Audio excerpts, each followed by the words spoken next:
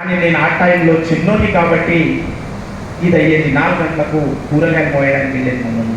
2 రూపాయలు 3 రూపాయలు ఆ మూట వస్తే ఇచ్చేది మా మమ్మీ.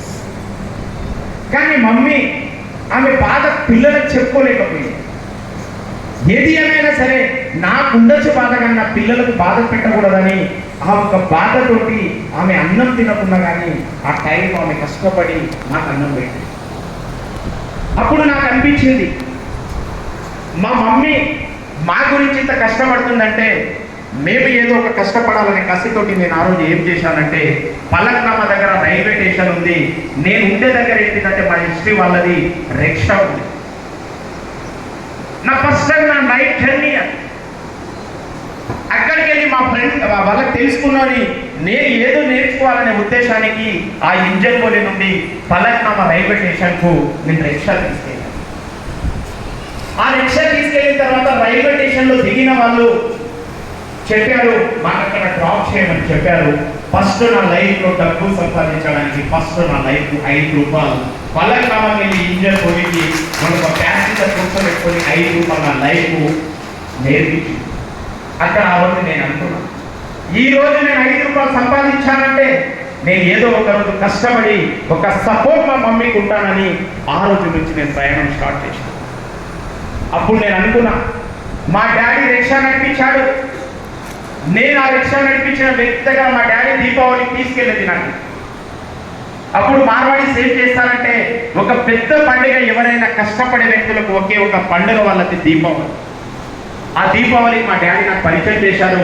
పరిచయం చేసిన తర్వాత నేను అన్నాను, మీరు జాన్యాగా బేటేగా అని చెప్పేవాళ్ళు, అంటే మా డాడీ పేరు జాన్యా కానీ వాళ్ళు అలా పిలిపించేది మా డాడీ. ఎస్ సేట్ అని నేను అన్నాను.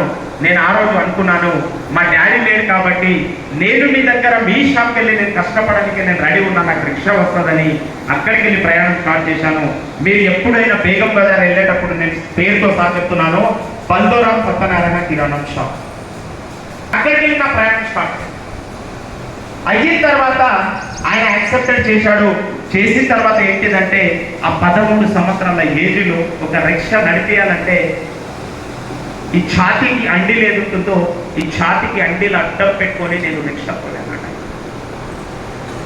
పిల్కానా, బేగం బజార్, ఉస్మాన్గంజ్ మినిమం ఒక 60 నుంచి 70 కిలోల ఒక బస్తా నింపేది ఆ టైంలో. ఎవరికైనా కిరాణం షాపులు ఉంటే యాద్ చేసుకోండి.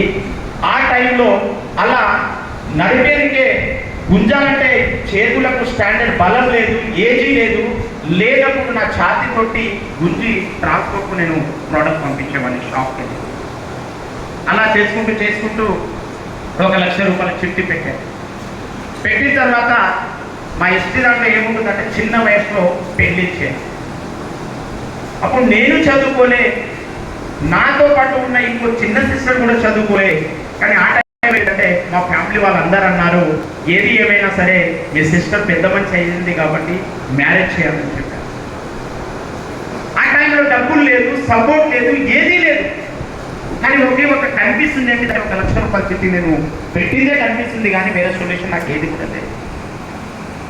ఆ టైంలో మా మామ వాళ్ళు సొంత మా మమ్మీ వాళ్ళ మామ వాళ్ళ విలేజ్లోనే ఒక సంబంధం మా సిస్టర్కి కుదిరింది. ఆ టైం కుదిరిన తర్వాత 6 నెలల తర్వాత మళ్ళీ మా ఫ్యామిలీలో అడిగారు, సీతారాం నీ ఫ్యామిలీలో మీ సిస్టర్ ఒక్కరిని మ్యారేజ్ చేస్తే నీకు ఖర్చు ఎక్కువ అవుతుంది, నీది మీ ప్లస్ మీ సిస్టర్ది ఒకే రోజు మ్యారేజ్ చేస్తే నీకు ఖర్చు తగ్గుతుందని చెప్పడం జరిగింది.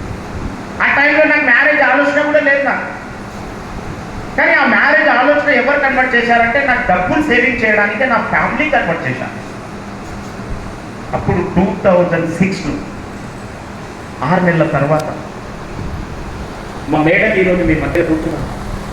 నా సంబంధానికి ఏంటిదంటే, ఒక ముగ్గురు సత్యం రెడ్డి అని, సత్యనాయక్ అని, నేను మైసీ గంటి చెప్పుకుంది. ఆటో ఫీల్డ్ మాది ముగ్గురిది.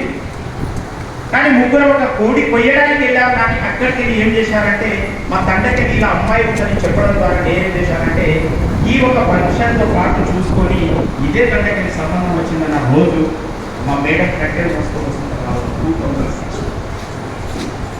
అప్పుడు అమ్మాయి కూడా తెలియదు నాతోటి సంబంధం అవుతుందని, కానీ నాకు కూడా ఈ అమ్మాయి నాకు తెలియదు. జస్ట్ ఇంటికాడ అమ్మాయి ఉంటుందని చెప్పిన రోజు, ఆ అమ్మాయి చూసిన రోజు నేను అదే రోజు డిస్టర్బ్ తీసుకున్నాను. ఏది ఏమైనా సరే అంటే ఫ్యామిలీలో చూసే ఒక రక్ష కనిపించే వ్యక్తికి అమ్మాయి అంటే ఒకసారి ఆలోచిస్తాను. ఆ టైంలో నేను కట్నాలను ఆశించాను, ఏది ఆశించదు. మా అత్తమ్మ వాళ్ళు ఇచ్చింది కేవలం ₹1,00,000. ఆ టైంలో 2006.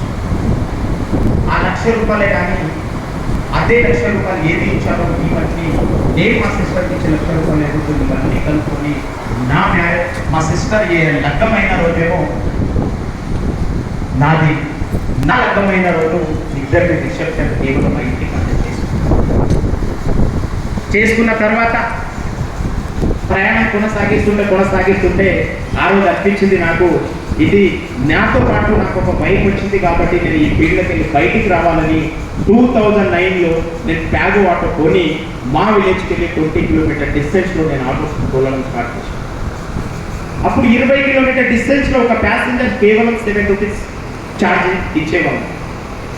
అలా లైఫ్ గడుపుకుంటూ అక్కడికి వెళ్ళి మేము ఆలోచించింది ఏంటిదంటే, నా మ్యారేజ్ అయింది, మా సిస్టర్ మ్యారేజ్ అయింది, కానీ ఆ టైంలో నాకు వచ్చింది ఏంటిదంటే, మేము చదువుకోలేదు కానీ ఉన్న వాళ్ళకైనా చదివి అనేది కసి కలిసింది.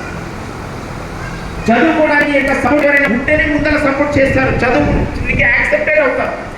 అప్పుడు ఆ టైంలో నాకు 2 సిస్టర్ ఉన్నారు, మా తమ్ముడు. ప్రయాణం కొనసాగించి టోటల్గా ఫస్ట్ క్లాస్ నుండి మా సిస్టర్లు MBA ఓన్లీ పేస్.